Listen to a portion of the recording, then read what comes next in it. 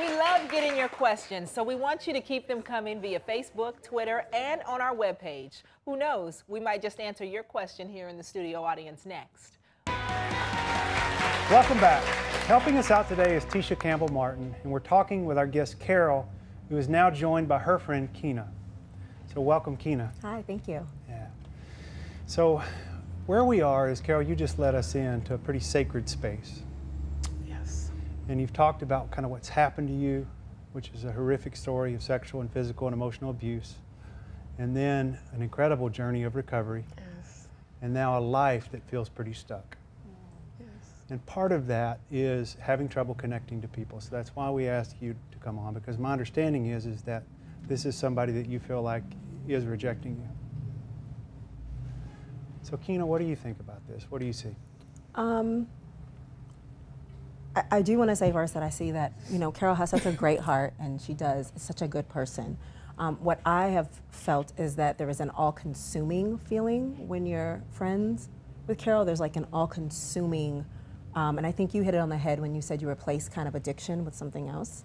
And for me, that was kind of where I started to have to bring some boundaries within the relationship, because it was becoming all-consuming and it was feeling like there was, I hesitate to use the word neediness, but kind of this just grasping you and, you know, a constant, and if you can't meet that, then feeling like, you know, I mean, like there's a letdown happening.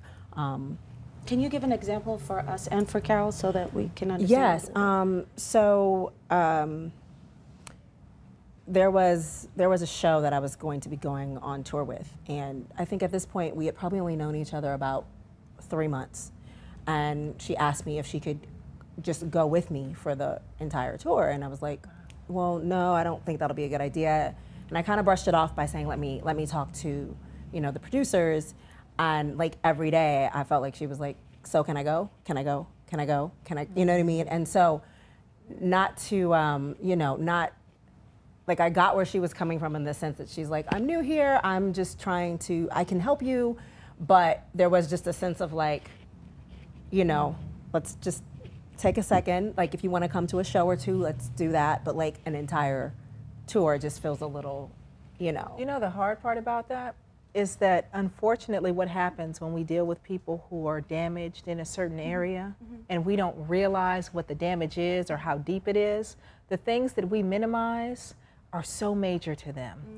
And they can't pick up on the cues. So for you, you looked at it and said, well, maybe she'll catch the hint if I just say, well, let me talk to some people and see. But what she heard, because of where she is and who she is, she heard, there's a chance for me to be with you for the next 3 months and we're gonna go and have this fabulous, can I go? Can I go? What's the verdict? What's the verdict? And so she was waiting, and so then she felt let down. Right. So tell us, do you see your pattern in how you connect to people? Because I'm seeing a pattern just in these few stories. Yes. So we can fix it if we can name it. But I say on the show all the time, you cannot change what you will not acknowledge. And so you came to us asking us, how do you connect? How do you have these healthy relationships? So I ask you now, tell us before today, what has been your pattern in how you connect to people? I don't really know that there's a pattern. I think it's just because I don't have friends, maybe when I see someone that seems like, and I am kind of selective, I try to guard my spirit about who I bring around me. Shake her head. Kina's I like, mean, I it's think not. that what happens for me, and this is just what I observe, and you know that I love you, is that that you make these statements that go, I do not have friends.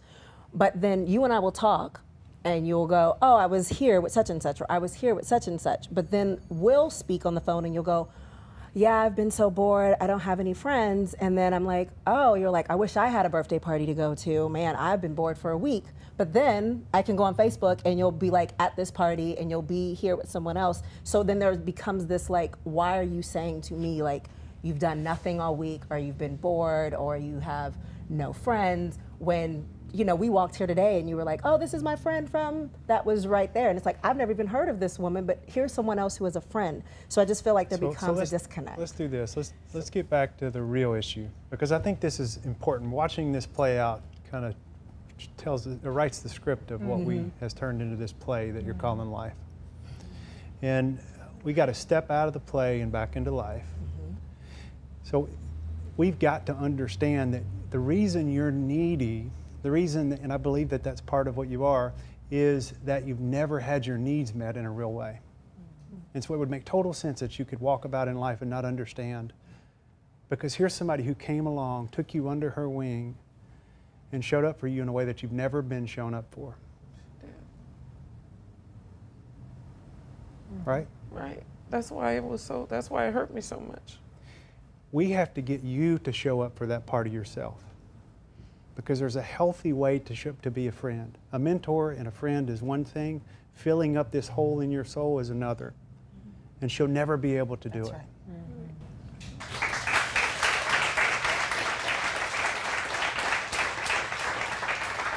I agree.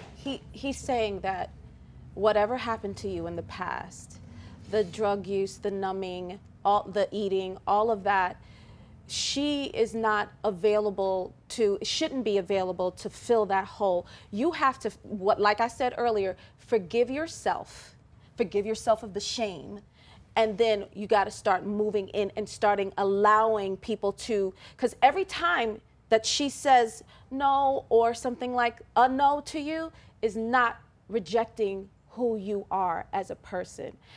She's saying, I have boundaries just like with any other friendship, but it doesn't mean that she doesn't like you or that you're not a beautiful person. Exactly. She obviously loves you. And I'm sure there are other people in your life that love you. You just got to love yourself first. But I think you need someplace safe to be able to take that 500-pound weight and just set it down for a second. Because you can't give it to a friend. Right. You can't give it to a mate. You can't give that to anybody else because they don't know what to do with it. And they want to help you, but they'll stumble all over it. They'll stumble and fall and try to climb, and it's just too much. And so eventually they'll get tired and they'll go away. And ultimately, you're left feeling just as alone as you ever did. And so I think that we need to get you somewhere safe. And you know, I really think that, I'm putting you on the spot, but I really think that On-Site is the place for her. And if Miles would extend that offer with his team. Miles has a fabulous, beautiful facility in Nashville, Tennessee. And whether it's 1 day or 90 days, or whatever it is that you need, I think that you just need those loving arms around you for just a little while. I'm willing to do that. We're willing to do that for you because I think you deserve it. These are world-class people that treat trauma, and you need trauma treatment. You need to be able to rewrite what happened to you and then turn loose and live the life that you've always deserved. Yeah. Are you willing to do that? Oh, absolutely. Oh, I see hope all over her face now. I see hope. There is hope. So much. Will you accept that gift? Yes. Okay.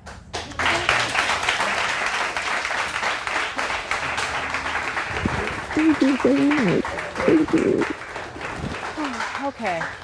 We've got a lot going on and there's a lot more work to do. We'll be right back right after this.